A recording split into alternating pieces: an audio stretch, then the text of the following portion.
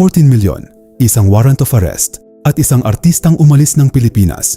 Ito ang kontrobersyang bumalot sa pangalan ni Ken Chan.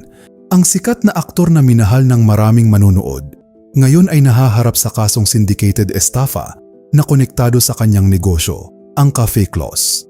May complainant na nagsasabing 14 milyon ang ipinuhunan umano sa negosyo at may aligasyon tungkol sa malaking return sa investment. Nang bumagsak ang negosyo, nauwi ang lahat sa isang mabigat na kaso.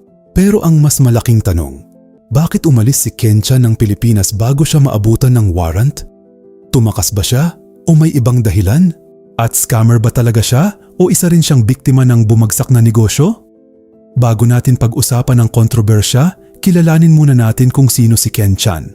Si Ken Chan ay isang Filipino actor, singer, host at entrepreneur na sumikat sa GMA Network. Mas nakilala siya sa Destiny Rose at My Special Tatay bilang si Boyet at naging bahagi rin ng sikat na Ritken tandem kasama si Rita Daniela. Dahil sa kanyang versatile na pag-arte, nakabuo siya ng malaking pangalan at fanbase sa showbiz. Pero habang umaangat ang kanyang acting career, pumasok din siya sa negosyo. Isa sa mga naging malaking venture niya ang Cafe Claus, isang Christmas-themed restaurant na itinayo kasama ang ilang business partners. Nagkaroon ito ng mga branches pero kalaunan ay nagsara at dito nagsimula ang mas mabigat na problema. Noong 2022, ayon sa reklamo ng isang businessman at sa pahayag ng kanyang mga abogado, naglabas umano ito ng 14 milyon bilang investment sa restaurant business. Ayon sa alegasyon, nangako umano ng 10% monthly interest. Nang hindi umano natupad ang mga napagkasunduan at bumagsak ang negosyo, nauwi ang investment dispute sa reklamong syndicated estafa laban kay Ken at iba pang co-accused. Pero mariing itinanggi ito ni Ken. Noong November 2024, nagsalita siya at sinabi niyang hindi siya nanloko ng tao. Giit niya, totoong itinayo ang Cafe Claus at nag-operate ang mga branches nito pero hindi nagtagumpay ang negosyo at nalugi. Sinabi rin niyang exaggerated umano ang ilang detalye ng reklamo at nais niyang ilabas ang kanyang sariling panig. Habang ipinaglalaban niya ang kanyang pangalan, nagkaroon naman ng warrant of arrest. Sinubukan ng mga autoridad na hanapin siya sa kanyang bahay sa Quezon City pero hindi siya naabutan. Bit-bit ang kopya ng warrant of arrest. Kinatok ng otoridad ang bahay ng aktor na si Ken Chan sa isang subdivision sa Quezon City kaninang umaga. Pero walang tao sa bahay. Nahaharap ang aktor at 7 iba pa sa kasong syndicated estafa. Naiulat na nasa labas na siya ng bansa. At dito nagsimula ang tanong ng publiko. Bakit umalis si Ken? Para sa mga kritiko, simple lang ang tingin nila. Kung wala siyang kasalanan, bakit hindi siya bumalik at harapin ang kaso? May mga bashers na nagsasabing, umuwi ka at harapin mo ang warrant, habang ang iba naman ay tinatawag siyang scammer at pinupuna. Kung bakit nakikita umano siyang namumuhay sa ibang bansa, habang may mga taong naghahabol ng kanilang pera. Pero mahalagang tandaan, ang mga tawag na scammer mula sa netizens ay opinyon lamang at hindi kapalit ng hatol ng korte. Sa kabilang panig may mga taong naniniwala pa rin kay Ken.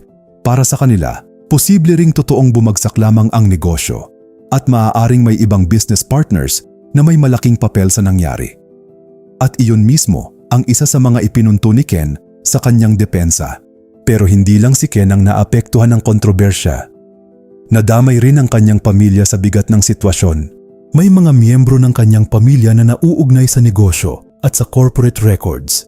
Kaya naging usapin din kung sino ang may legal na pananagutan at kung sino ang aktual na may papel sa operasyon.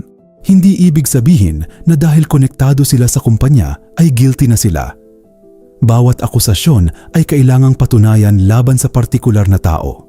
Para kay Ken, malaking bagay ang kanyang pamilya. Matagal na siyang inilalarawan bilang breadwinner. Sa mga nakaraang panayam, sinabi niyang pinili niya ang kanyang pamilya at mga pangarap. At malaking bahagi ng kanyang pagsisikap sa negosyo ay konektado sa kagustuhang magkaroon ng mas magandang kinabukasan ang kanyang pamilya. Kaya nang mawala ang dating buhay niya sa showbiz, malaking pagbabago iyon. May mga ulat na nakita umano si Ken sa ibang bansa, kabilang ang Thailand, kung saan namataan siya noong Songkran Festival. May mga kwento rin na nagtatrabaho siya roon habang namumuhay ng mas tahimik at palipat-lipat umano ng bansa para ayusin ang kanyang pananatili. May mga ulat pa na wala umano siyang kaukulang work permit para sa ilang trabahong ginagawa niya at kailangan niyang magtrabaho para matustusan ang sarili at pamilya. May mga ulat din tungkol sa pagbabago ng kanyang hitsura, mas payat umano at numipis ang buhok na iniuugnay sa stress. Gayunpaman, ang mga ito ay batay sa media reports at sightings at hindi lahat ay direktang kinumpirma ni Ken. At hindi lang career at pamilya ang naapektuhan. Pati ang relasyon niya kay Rita Daniela, ang babaeng minsang naging pinakamalapit sa kanya. Nagsimula ang lahat sa kanilang Rit-Ken tandem. Magkasama sila sa mga teleserye, naging matalik na magkaibigan at habang tumatagal, pareho nilang inaming nagkaroon sila ng tunay na damdamin sa isa't isa.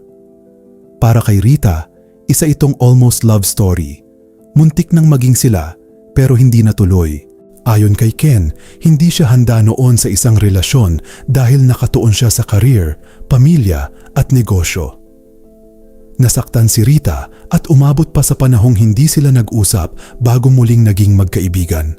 Muntik din silang maging business partners pero hindi natuloy ang plano. Ngayon ibang-iba na ang sitwasyon. Sinabi ni Rita na hindi na sila magkaibigan at wala na silang komunikasyon. Sa kabila nito, sinabi niyang nalulungkot siya sa nangyari kay Ken at ipinagdarasal pa rin niya ito at ang kanyang pamilya. Mula sa pagiging magkaibigan, magka-love team at muntik nang maging magkasintahan at business partners, ngayon tuluyan na silang nagkalayo. Samantala, patuloy ding pinag-uusapan ang halaga ng pera. Bukod sa 14 milyon na sentro ng unang complaint, may mga ulat tungkol sa iba pang investors at claims na maaaring mas malaki pa ang kabuuang perang sangkot. May mga numerong umaabot sa 30 milyon o higit pa. Pero kailangang maging maingat dahil hindi lahat ng halagang kumakalat online ay official o kumpirmado. Ang malinaw na sentro ng unang malawak na naiulat na reklamo ay ang 14 milyon. Ang tunay na tanong, saan napunta ang pera? Ano ang ipinangako sa investor? At sino ang may kontrol dito? Magkaiba ang panig ng complainant at ni Ken, kaya ang mga dokumento at ebidensya ang kailangang magsabi kung ano talaga ang nangyari. Para naman kay Ken, nalugi ang negosyo at hindi siya nanloko ng tao. Kaya kung tatanungin kung scammer ba talaga siya, ang legal na sagot sa ngayon, nahaharap siya sa isang syndicated estafa case pero hindi pa siya convicted. Itinatanggi niya ang panloloko at ipinaglalaban ang kanyang panig. Kung biktima ba siya? Hindi pa iyon mapapatunayan, bahagi iyon ng kanyang depensa at kailangan ng ebidensya. Mula sa teleserye hanggang negosyo at warrant, tuluyang nagbago ang buhay ni Ken Chan kasama ang kanyang pamilya, career at relasyon kay Rita Daniela. Para sa bashers, kung malinis ang konsensya mo, umuwi ka at harapin ang kaso. Pero para sa supporters, hindi sapat ang alegasyon para sabihing guilty siya. Kaya ang pinakamalaking tanong, ano talaga ang nangyari sa Cafe Clos? Saan napunta ang pera? At bakit hindi pa bumabalik si Ken? Sa huli, hindi bashers o fans ang magpapasya. Ebidensya at korte